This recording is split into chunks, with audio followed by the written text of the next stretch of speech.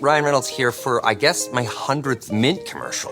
No, don't. I mean, honestly, when I started this, I thought I only have to do like 4 of these. I mean, it's unlimited premium wireless for $15 a month. How are there still people paying 2 or 3 times that much? I'm sorry, I shouldn't be victim blaming here. Give it a try at mintmobile.com/save. Whenever you're ready. $45 upfront payment equivalent to $15 per month. New customers on first 3-month plan only. Taxes and fees extra. Speed slower above 40 gigabytes. See details.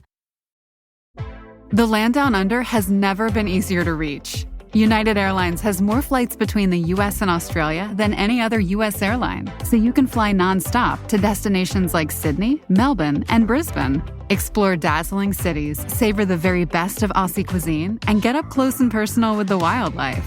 Who doesn't want to hold a koala? Go to united.com/Australia to book your adventure.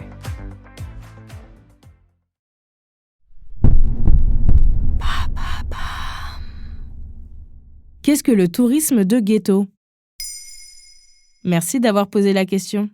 En décembre 2023, le vlogueur australien Spanyan poste une vidéo. Il visite Clichy-sous-Bois, une ville de Seine-Saint-Denis, en banlieue parisienne. Ce vlog n'a pas manqué de faire réagir les médias, qui dénoncent une forme de tourisme qui ne rend pas hommage à notre pays. Ce youtubeur visite systématiquement des quartiers difficiles aux 4 coins du monde pour montrer les facettes moins glamour de pays qu'il considère comme trop souvent romantisés. Ce type de tourisme porte un nom. Il s'agit du tourisme de ghetto. On l'appelle aussi tourisme de bidonville ou tourisme de réalité. Et ça vient d'où le tourisme de ghetto ? C'est une pratique pas si nouvelle que ça. Dans les années 1860, le British Oxford Dictionary intronise le terme slumming. C'est une pratique qui consiste à se rendre souvent dans des bidonvilles, pour des raisons peu honorables. Se balader avec l'objectif de faire quelque chose d'immoral.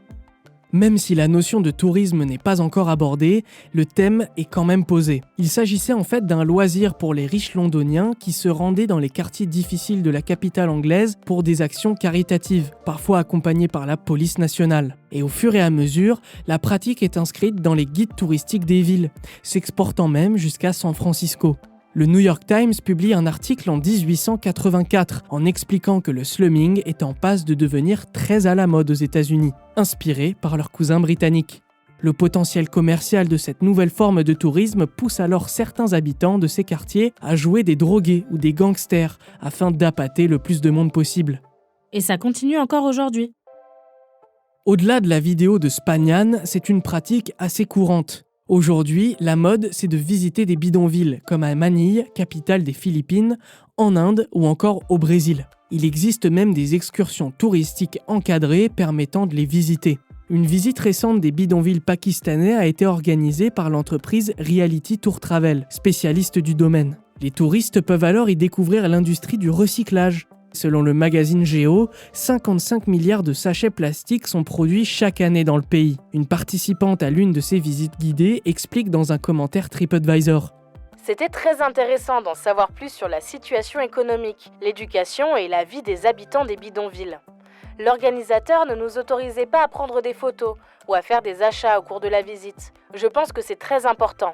La visite avait une visée éducative et non pas commerciale. Le but de Reality Tour Travel est de combattre les préjugés autour des habitants des bidonvilles, considérés comme des gens désespérés. L'objectif, au contraire, est de les dépeindre comme des travailleurs comme les autres. Dans une enquête réalisée par l'entreprise, on peut y lire. Comme on peut le voir dans les commentaires, la pauvreté est ignorée, refusée, oubliée et romantisée. Le pire, c'est qu'elle est dépolitisée. Mais alors pourquoi le tourisme de ghetto est controversé ? Eh bien parce qu'il n'inclut pas que la volonté de redorer le blason des habitants des bidonvilles. Cette pratique, mise en scène par plusieurs créateurs de contenu sur les réseaux sociaux, englobe également une notion assez morbide. On pense à des touristes se rendant en zone de guerre pour montrer à quel point c'est cool de se mettre en danger, ou à ceux qui vont à Auschwitz pour se prendre en photo devant des chambres à gaz. Dans les deux cas, on ne peut pas dire que ce soit réellement respectueux pour les personnes subissant des atrocités. Voilà ce qu'est le tourisme de ghetto. Vous souhaitez réagir à cet épisode ? C'est possible et ça se passe sur Spotify. Vous pouvez commenter l'épisode et répondre au sondage du jour, directement sur l'appli. Maintenant, vous savez, un podcast Bababam Originals, écrit et réalisé par Samuel Limbroso. Si cet épisode vous a plu, n'hésitez pas à laisser des commentaires ou des étoiles sur vos applis de podcast préférés.